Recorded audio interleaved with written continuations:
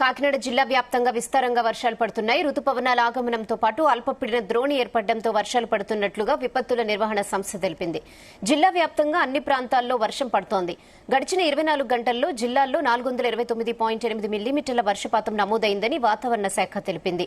ఉదయాన్నే వర్షం పడుతుండటంతో పనులకు వెళ్లేవారు తీవ్ర అవస్థలు పడుతున్నారు. ఉపాధి హామీ పనులకు వెళ్లేవారు వర్షం కారణంగా పనికి వెళ్లలేదు.